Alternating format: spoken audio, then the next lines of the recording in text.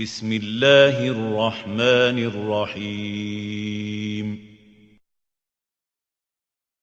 Bismillahirrahmanirrahim. Assalamualaikum warahmatullahi wabarakatuh. Alhamdulillahirabbil alamin wa bihi nasta'inu ala umurid dunya waddin. Wassalatu wassalamu ala asyrafil anbiya'i wal mursalin wa ala alihi wa sahbihi ajma'in, amma ba'd. Hadirin yang dimuliakan Allah Subhanahu wa taala, ada sebahagian orang Arab Badui memiliki perasaan dengan keislaman mereka itu menguntungkan Nabi SAW.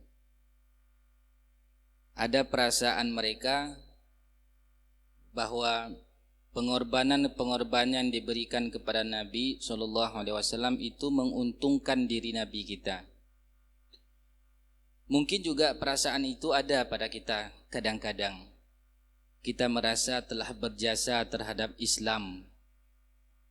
Kita merasa telah berbuat memiliki peran terhadap Islam. Mungkin saja muncul perasaan itu. Dan perasaan yang ada pada diri orang Arab Badui ini ditegur oleh Allah dengan turunnya surat Al-Hujurat ayat 17. Yamunnuna 'alaika an aslamu. Mereka Muhammad merasa memberikan nikmat atasmu karena keislaman mereka. Qul la tamunnu 'alayya islamakum. Katakan Muhammad kepada mereka, keislaman mereka itu bukan memberikan nikmat kepadaku. Katakan kepada mereka, wahai Muhammad, balillahu yamunnu 'alaikum an hadakum lil iman. Akan tetapi bahkan sesungguhnya Allah lah yang telah memberikan nikmat, karena Allah telah berikan hidayah memeluk Islam. Memeluk Islam orang-orang Arab Badui itu sesungguhnya bukan menguntungkan diri Nabi, tetapi mereka itu sendiri yang beruntung mendapatkan hidayah dari Allah. Di saat ada muncul perasaan kita seakan-akan sudah berbuat banyak untuk Islam dan kaum muslimin, seakan-akan kita telah banyak beribadah kepada Allah dan ibadah kita itu menguntungkan Allah, tidak sama sekali. Kitalah mendapatkan keuntungan di atas Islam kita ini. Kitalah yang mendapatkan keuntungan di atas ibadah yang kita lakukan.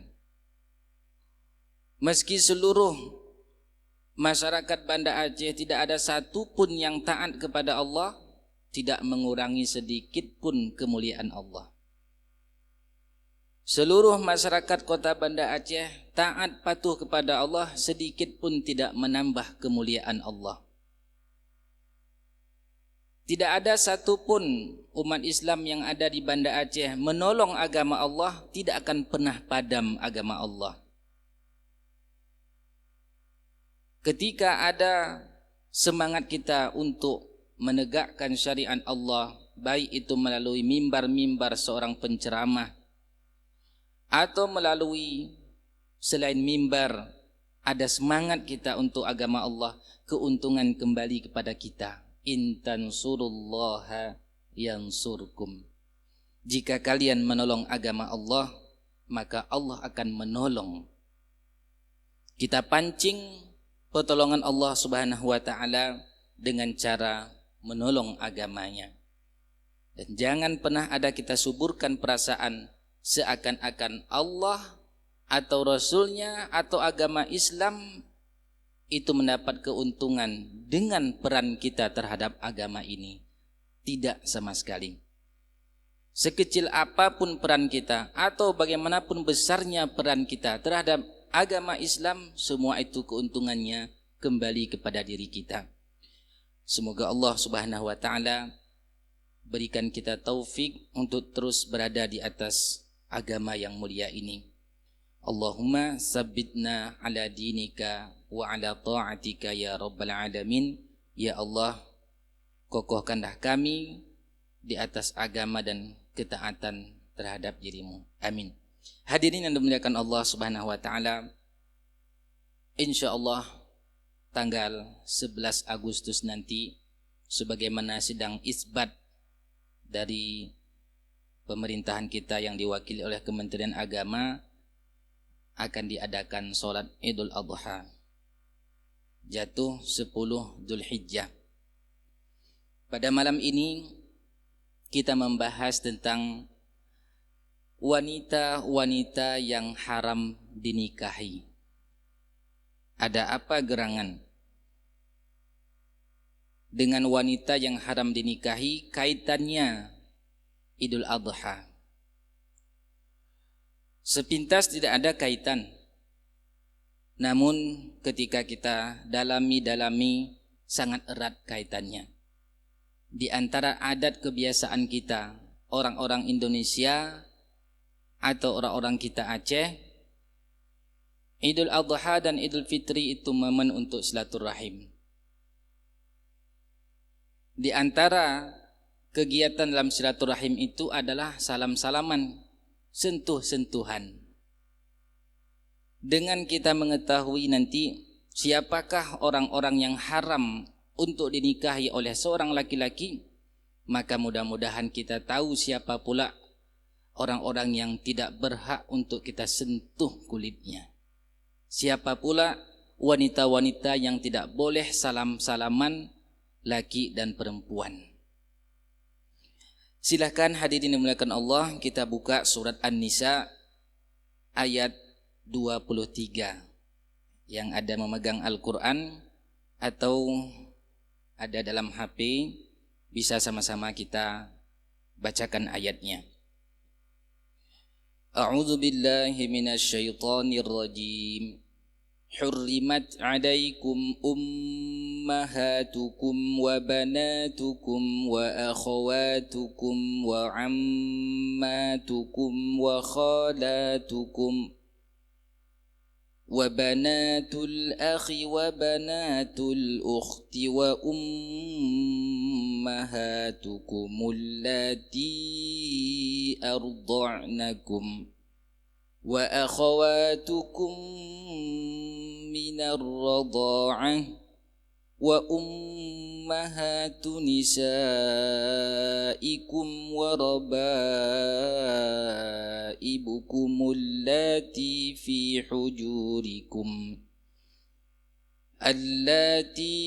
hujurikum min nisaikum allati dakhaltum bihin فَإِنْ لَمْ تَكُونُوا دَخَلْتُمْ بِهِنَّ فَلَا جُنَاحَ عَلَيْكُمْ وَحَلَائِلُ أَبْنَائِكُمُ الَّذِينَ مِنْ أَصْلَابِكُمْ وَأَنْ تَجْمَعُوا بَيْنَ الْأُخْتَيْنِ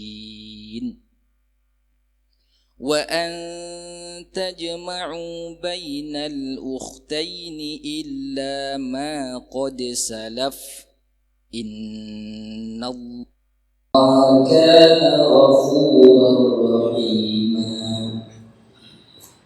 Hurrimat 'alaikum, diharamkan atas kalian kaum laki-laki. Diharamkan atas kaum laki-laki menikahi pertama ummahatukum, ibu-ibu kalian. Sebelumnya bahwa wanita yang haram dinikahi itu terbagi kepada dua. Yang pertama haram mu'abbad, selama-lamanya sampai hari kiamat haram dinikahi. Yang kedua al-muharramu al-mu'aqqad, haram dinikahi tapi terbatas waktunya. Ada kondisi tertentu, begitu hilang kondisi sudah boleh dinikahi. Dalam ayat ini Allah Subhanahu wa taala sebutkan jenis itu. Yang pertama, wanita yang haram dinikahi selama-lamanya, yaitu ummahatukum, ibu kandung. Masuk di dalamnya ibunya ibu, dari pihak ibunya, dari pihak perempuan, ibunya itu dari pihak laki-laki, terus ke atas, nenek sampai ke atas. Ini disebut dengan al-usul, dasar, usul nasab, dasar nasab. Maka perlu hadirin yang Allah untuk kita hafal nasab kita ke atas, karena dia akan berhubungan dengan siapa orang boleh dinikahi, siapa tidak, siapa yang boleh kita sentuh nanti salam-salaman ketika Idul Adha, siapa yang tidak boleh. Ini yang pertama. Kemudian yang kedua, wa banatukum, dan anak perempuan. Anak perempuan,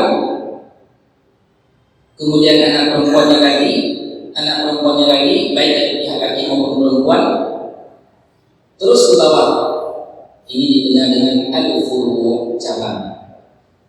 Kalau ke atas tadi usul, dasar, ke bawah untuk al-furu', cabang. Yang ketiga, wanita yang haram dinikahi adalah wa akhawatukum, saudari, baik saudari sebapak seibu, atau sebapak saja, atau seibu saja. Ini baru-baru ini di Makassar ada pula menikah saudara-saudari, seorang laki-laki menikahi saudari, haram, wajib dipisahkan. Bahkan bila perlu dikasih hukuman ta'zir. Ta'zir dari pemerintahan, apakah di penjara atau yang lain yang tidak cocok sebagai hukuman kepada laki-laki tersebut. Akhwat yang ketiga artinya saudari, baik sebapak seibu atau sebapak saja atau seibu saja. Yang keempat, haram dinikahi wa ammatukum, bibi dari pihak bapak.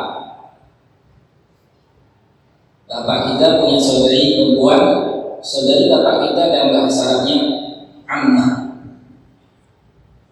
Masuk juga di dalamnya bibitnya bapak kita, masuk juga di dalamnya bibitnya ibu kita dari pihak ke atas, kaki laki-laki, dari pihak laki-laki. Itu mahram. Kalau bibitnya bapak kita dari pihak laki-laki, itu namanya apa kita panggil? Nenek. Bibitnya ibu kita juga nenek. Min jihati al-jadd, dari pihak laki-laki. Yang kelima, wa khalatukum, bibi juga tapi dari pihak ibu, saudari ibu kita. Itu juga mahram. Laki-laki haram menikahi saudari ibunya. Mungkin sebagian daerah bukan bibi, namanya bunda mungkin. Tapi untuk bunda kita ingat saudari ibu. Dalam bahasa Arabnya khalah. Kalau saudari bapak, ammah. Masuk juga di dalamnya bibitnya bapak, bibitnya ibu dari pihak ibu, dari pihak perempuan. Kalau tadi yang ammah dari pihak laki-laki, yang ini khalah dari pihak perempuan. Yang kelima. Yang keenam, wa banatul akhi, dan anak perempuan saudara, baik saudara sebapak seibu atau saudara sebapak saja atau saudara seibu. Kita punya saudara laki-laki sebapak seibu, anak putrinya menjadi mahram bagi kita. Laki-laki haram dinikahi. Boleh sentuh-sentuhan, boleh melakukan perjalanan musafir bersama, boleh khalwat berdua-dua. Kalau kita panggil bahasa sekarang, keponakan.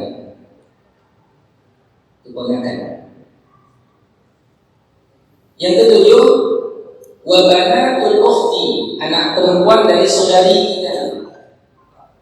Kalau tadi anak perempuan dari saudara, ini anak perempuan dari saudari, keponakan juga. Kita punya saudari perempuan, dan saudari kita perempuan ini punya anak perempuan. Anak perempuan ini menjadi mahram bagi kita, haram dinikahi. Boleh sentuh-sentuhan, boleh salam-salaman, Boleh cipika-cipiki enggak? Tergantung ya. Secara hukum sentuhan kulit itu boleh. Inilah 7 wanita yang haram dinikahi oleh laki-laki disebabkan karena kerabat. Hanya 7. 7 wanita ini haram dinikahi oleh laki-laki disebabkan oleh kerabat. Tidak lebih dari itu. Maka selain 7 yang kita sebutkan, baik ke atas atau ke bawah, tidak halal untuk kita sentuh-sentuhan. Sepupu enggak masuk di dalamnya, enggak boleh sentuhan nanti. Tapi enggak enak kalau salaman, enggak salaman pulang Idul Adha, tidak enak kita merantau di Banda Aceh pulang kampung jumpa dengan sepupu enggak salaman, rasanya gimana? Mana lebih enggak enak nanti ditusuk dengan besi, jarum terbuat dari besi.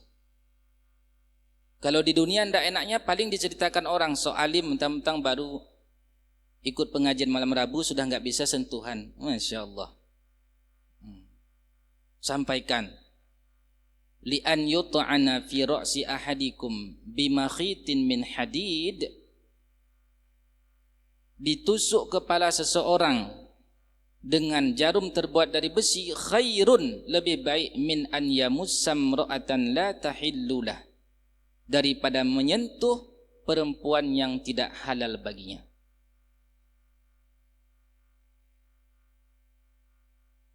Tujuh saja.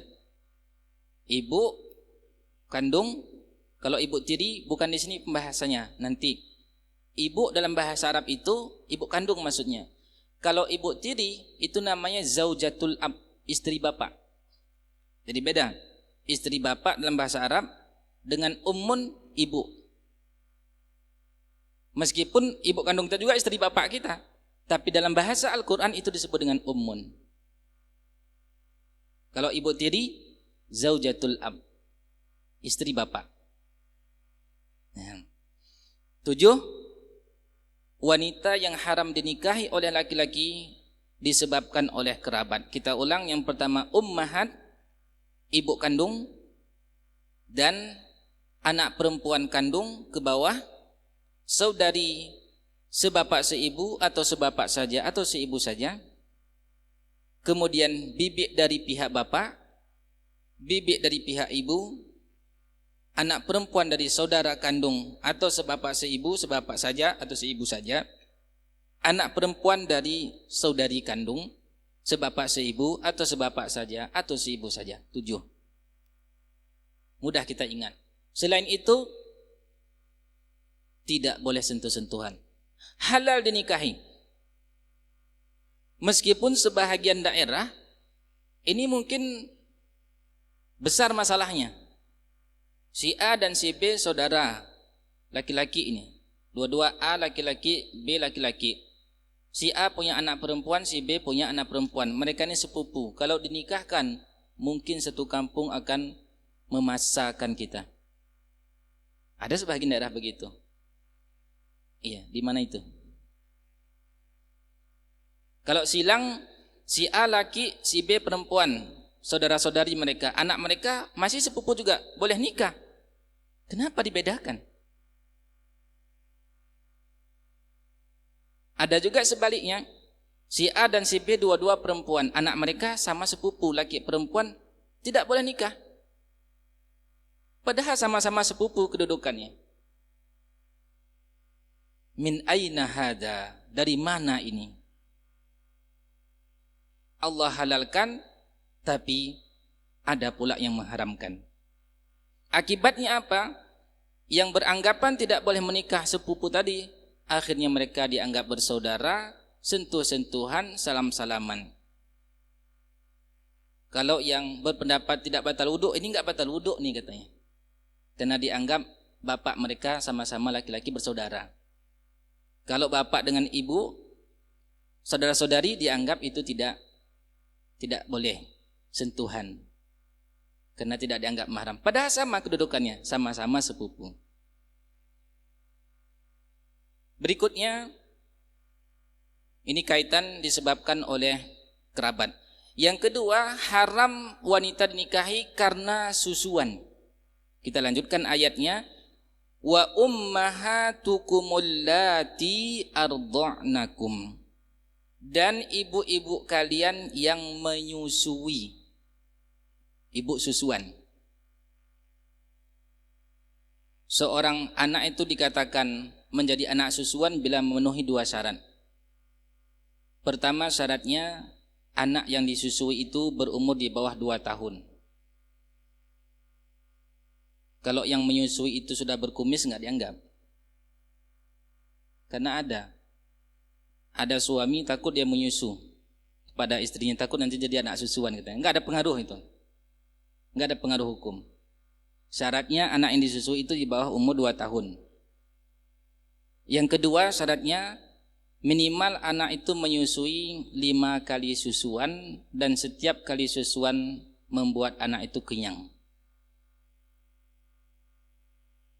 Apa tanda-tanda kenyangnya? Disebutkan oleh ulama fikih, jika dia menangis dengan susuan diam.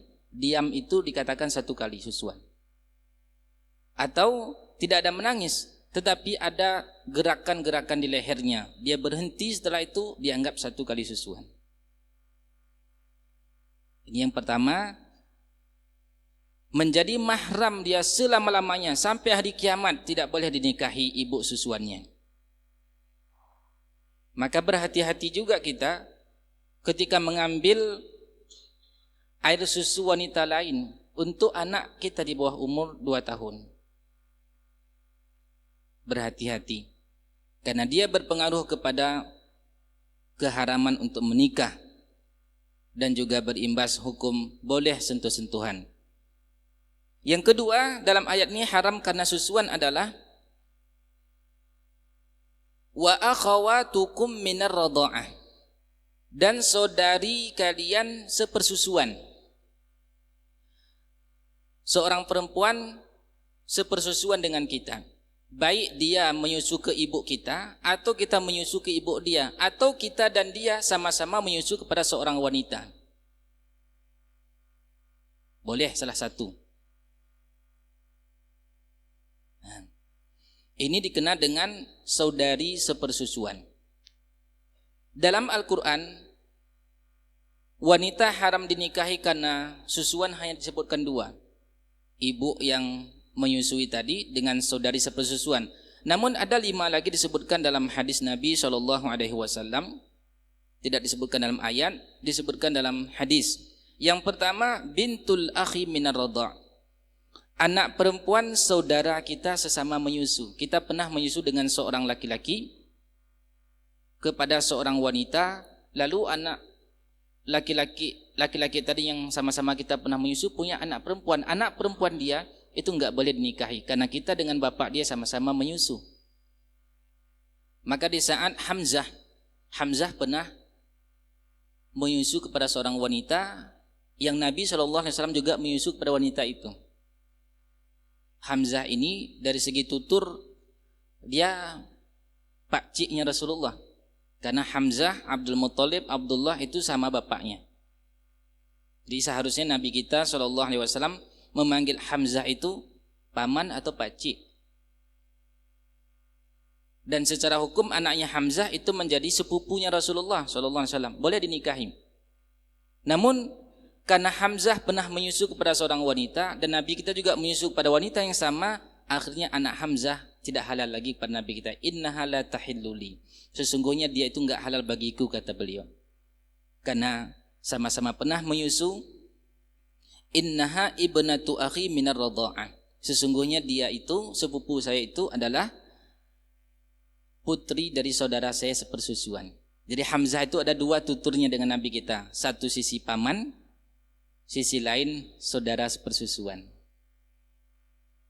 Ini yang pertama dari sunnah, haram wanita nikahi karena sepersusuan. Yang kedua, bintul ukhti minar radha'. Anak putri, anak perempuan dari saudari kita sesama menyusui. Kalau tadi laki-laki, ini perempuan. Kita punya saudari sepersusuan, anak dia menjadi mahram bagi kita. Tidak boleh dinikahi. Yang ketiga, al-ammatu minar radha'. Wahyallati radha'at ma'abika, yaitu perempuan yang sama-sama pernah menyusu dengan bapak kita. Ada seorang perempuan, dia pernah menyusu dengan bapak kita. Perempuan itu enggak boleh kita nikahi. Yang keempat, al-khalatu minar radha'ah wahyallati radha'at ma'a ummika, yaitu perempuan yang pernah sama-sama menyusu dengan ibu kita. Tante sepersusuan ibu gitu. Kalau tadi paman sepersusuan bapak. Tante tadi tidak boleh dinikahi oleh seorang laki-laki yang bapaknya sama-sama pernah menyusu dengan tante itu. Yang kelima, terakhir, wanita yang haram dinikah disebabkan oleh susuan adalah al-bintu minar radha'. Anak perempuan pernah menyusu kepada istri kita. Ini itu dikenal dengan anak susuan istri. Kita menjadi bapak susuan dia.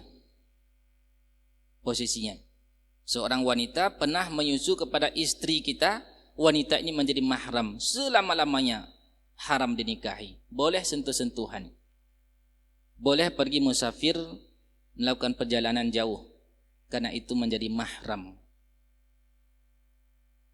Selesai bahagian mahram yang kedua disebabkan oleh susuan.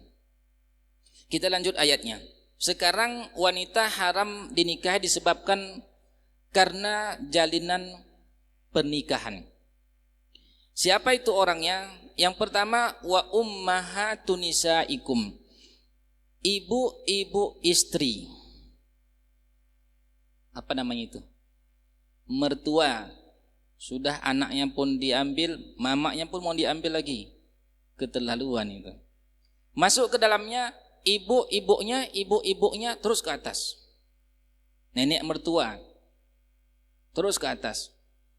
Itu masuk bahagian ummahatun nisaikum, ibu istri. Yang kedua dari bahagian perkawinan ini haram dinikahi warabaibukum. Rabaib jamak daripada rabibah, artinya anak istri. Apa namanya itu? Anak tiri. Allati fi hujurikum, yang anak tiri ini berada dalam asuhan. Berada dalam asuhan kita. Dan kita ya, ada seorang laki-laki menikah dengan seorang perempuan. Perempuan ini punya anak. Seorang laki-laki menikah dengan janda, janda ini punya anak. Anak ini disebut dengan rabibah bagi si laki-laki ini. Dia tidak boleh menikahi anak tirinya ini selama anak tiri itu berada dalam asuhannya. Pertanyaan, kalau anak tirinya ini diasuh oleh bapak kandungnya, boleh enggak dinikahi? Boleh berarti? Satu, ada pendapat lain? Mungkin khilaf ulama di sini. Nah, kalau ayatnya jelas, kita lihat warabaibukumul lati fi hujurikum, dan anak tiri yang berada dalam asuhan kalian. Pemahaman sebaliknya, kalau tidak berada dalam asuhan kita, boleh enggak dinikahi anak tiri itu? Boleh, satu. Pendapat yang lain? Tidak boleh, dua. Pendapat ketiga? Boleh tidak. Nah, kalau ini dikenal dengan istilah la mafhuma lahu. Tidak ada pemahaman sebalik dalam hal ini. Kenapa Allah sebutkan fi hujurikum, disebutkan oleh ulama tafsir, ini adalah dominan kebiasaan bahwa anak tiri itu dibawa oleh ibunya, diasuh oleh bapak tirinya. Adapun jika ada kasus anak tiri ini diasuh oleh bapak kandungnya, itu tidak mempengaruhi hukum, tetap haram dinikahi. Tapi ada syarat. Apa syaratnya? Sambungannya, min nisaikumul lati dakhaltum bihin, dari wanita yang telah digauli.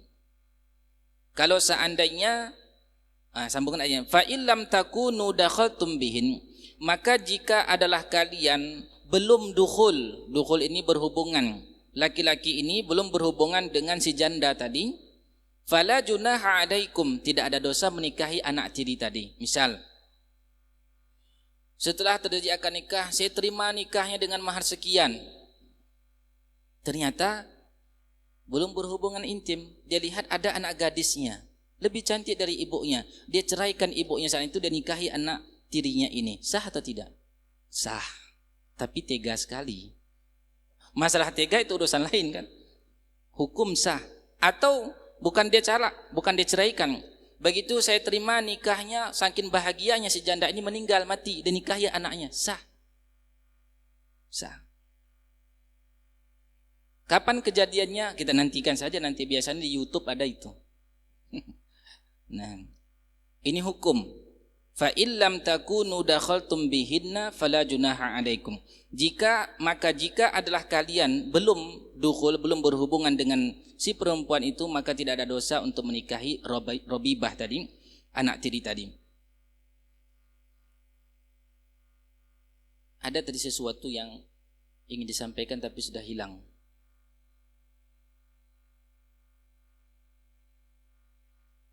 Nanti mudah-mudahan datang lagi. Berikutnya, wanita yang haram dinikahi karena hubungan perkawinan adalah wahalailu abnaikum. Halailu ini istri anak kandung kita, menantu. Teringat baru. Tadi di bahagian haram menikahi ibu istri, tidak ada kaitannya sudah hubungan langsung, berhubungan atau tidak berhubungan dengan istri itu. Begitu akad langsung ibu mertua haram hukumnya dinikahi. Selama-lamanya sampai hari kiamat, walaupun sudah pisah dengan anaknya, dia tetap mahram. Berbeda dengan anak tiri. Anak tiri tadi haram dinikahi kalau sudah berhubungan dengan ibunya. Kalau belum, boleh. Kenapa dibedakan? Nah, ini disebutkan oleh ulama hikmahnya karena umumnya yang namanya mertua itu lebih tua dari anaknya, maka selera laki-laki tentu tidak tertarik. Mertuanya sudah nenek-nenek ompong-ompong, anaknya masih gadis, nggak mungkin diceraikan anaknya ini kemudian dinikahi ibu mertuanya, nggak mungkin. Berbeda kondisi dengan anak tiri, umumnya lebih muda daripada ibunya, maka Allah berikan peluang bagi laki-laki untuk memilih yang terbaik. Ban. Begitu disebutkan oleh ulama hikmahnya. Boleh jadi sudah akad, anaknya belum datang. Begitu datang anaknya ternyata Masya Allah, tabarakallah, tidak ada lagi selera dengan ibunya. Dia ceraikan ibunya saat itu. Ini bukan masalah perasaan itu nanti ya, masalah hukum. Dia ceraikan ibunya, lalu dia lamar lagi anak tirinya ini, belum berhubungan dengan ibu itu secara hukum syara sah, dia nikahi.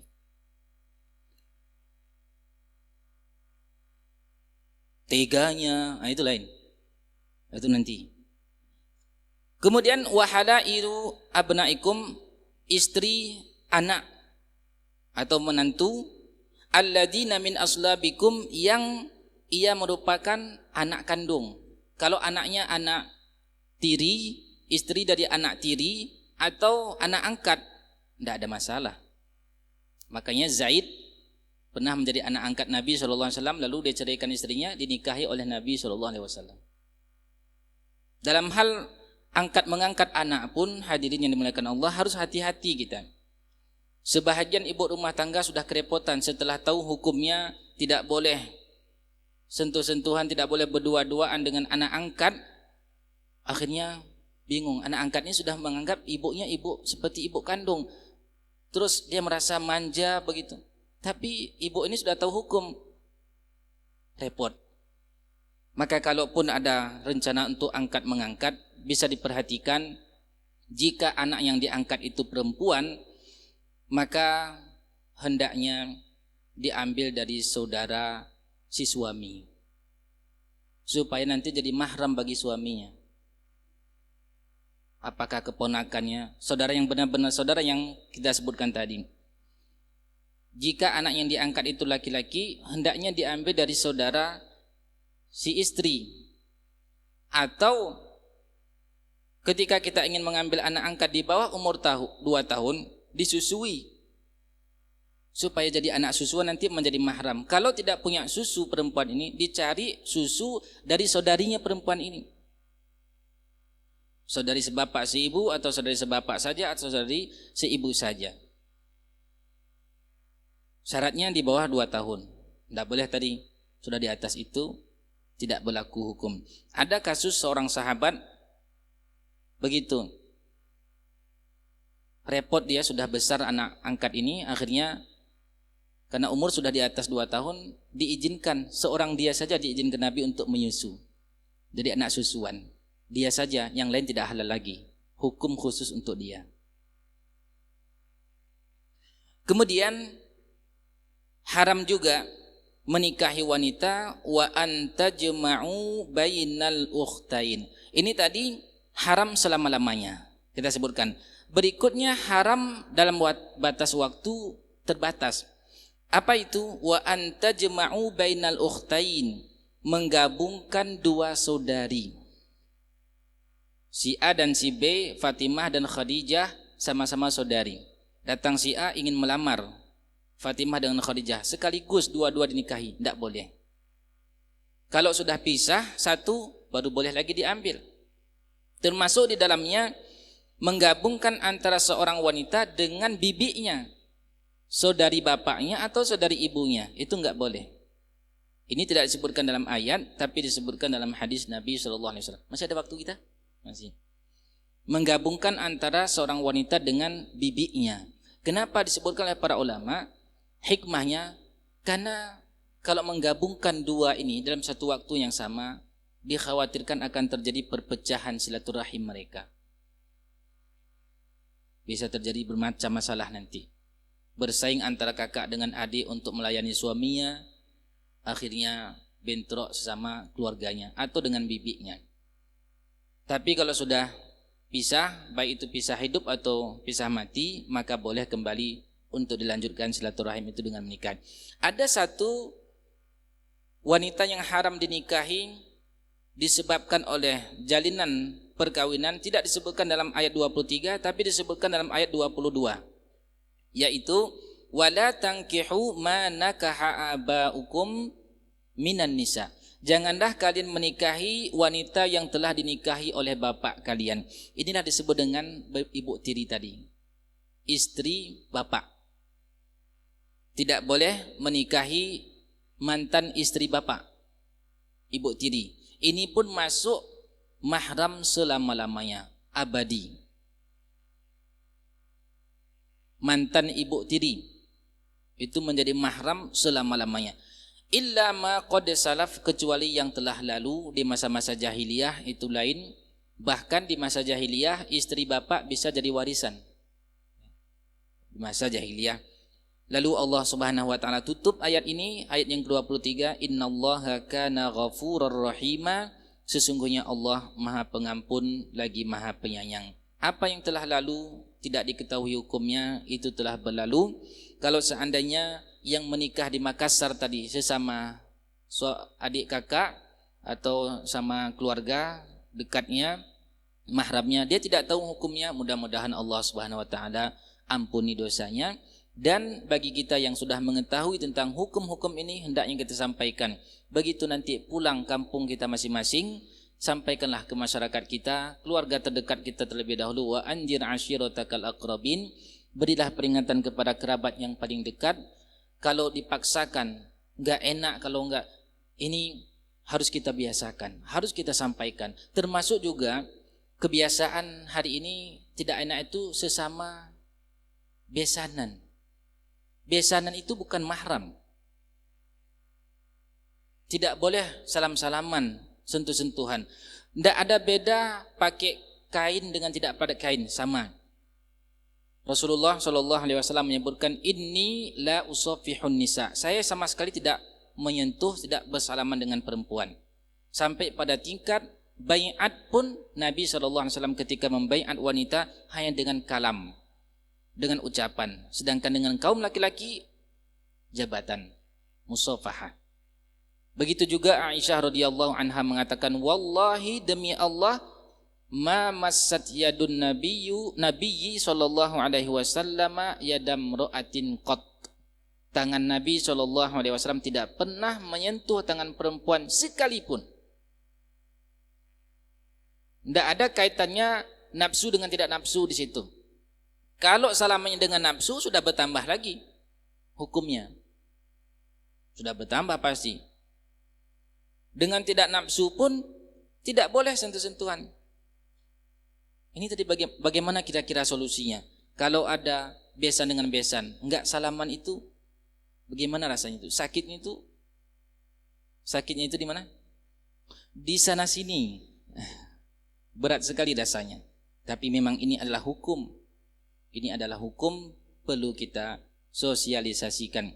Sebagaimana semangatnya sebahagian lembaga mensosialisasikan satu program, maka kita pun harus sosialisasikan. Dalam kitab Mukhtasar Minhajul Qasidin yang pernah kita bahas dulu, di antara sebab dosa kecil menjadi besar adalah jika dosa kecil itu dilakukan israr, terus menerus. Betapa bahayanya kalau dosa ini terus menerus dilakukan dan disaksikan khalayak ramai. Setiap pulang kampung kita salaman dengan lawan jenis yang tidak halal untuk kita sentuhan dengannya.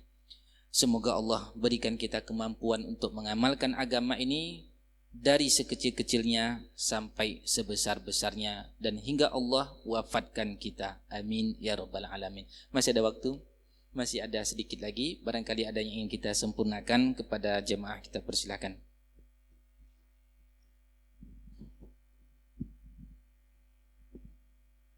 Baik, Ustaz, saya mau bertanya pertama, apakah ada misalnya yang tadi yang haram kita sentuh itu, apakah hanya untuk yang sudah akhil balik atau yang belum akhil balik? Gimana? Saya seperti ada sepupu tapi masih kecil gitu saya kan, apakah boleh atau tidak? Yang kedua mungkin istri paman itu, maksudnya ada pertanyaan dari jemaah lain, istri paman itu bagaimana, Ustaz? Istri paman. Oh, istri paman. Ya. Yang pertama tadi tentang wanita yang belum baligh. Ya, berkaitan dengan umur. Kalau wanitanya belum baligh ini diistisnakan, dikecualikan. Nah, ini juga satu fenomena baru, satu sisi bagus tapi sisi lain bermasalah. Apa itu? Guru-guru sekolah. Sebelum masuk anak-anaknya ke sekolah, dia berdiri depan pintu salaman semua. SMP, SMA. Kalau SD mungkin masih belum baligh. Tanda baligh itu ada 3.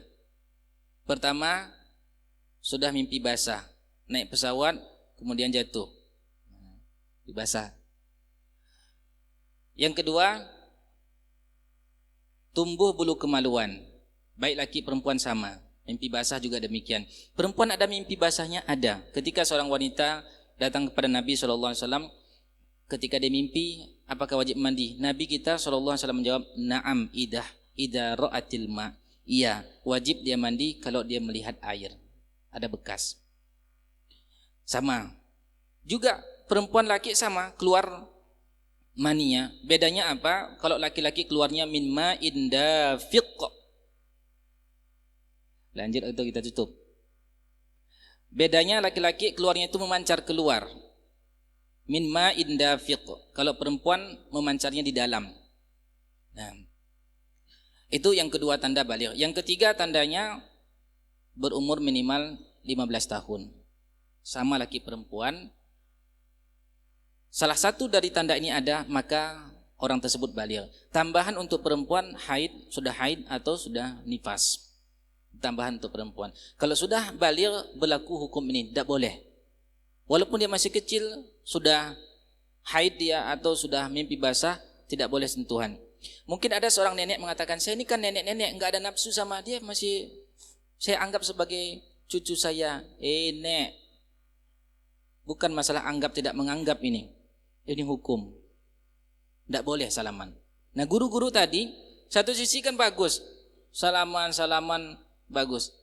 Tinggal diarahkan saja. Guru laki-laki salaman dengan siswa SMP SMA laki-laki, yang guru perempuan dengan siswi SMP dan SMA-nya. Tinggal diarahkan. Kalau tidak, bayangkan setiap hari melakukan dosa. Guru laki-laki dia salaman dengan siswinya yang perempuan, siswinya SMA. Ini berbahaya. Lebih baik kata Nabi kita SAW tadi, ditusuk kepala ini dengan besi, itu lebih baik. daripada menyentuh kulit yang bukan mahramnya. Kemudian istri paman. Kalau pamannya itu meninggal, si ponakan paman ini boleh dia nikahi istri pamannya. Tidak ada kaitan mahram di situ. Oleh karenanya tidak boleh sentuh-sentuhan. Istri paman itu bukan mahram. Tidak boleh sentuh-sentuhan. Dengan paman kita itu ada ikatan kerabat, tapi dengan istrinya nggak ada ikatan apa-apa. Termasuk juga ipar-iparan. Ini pun berhati-hati, jangan berdua-duaan dengan ipar, jangan sentuh-sentuhan, tidak boleh pergi melakukan perjalanan jauh karena tidak merupakan mahram. Demikian, subhanakallahumma wa bihamdika asyhadu an la ilaha illa anta astaghfiruka wa atubu ilaik. Wassalamualaikum warahmatullahi wabarakatuh.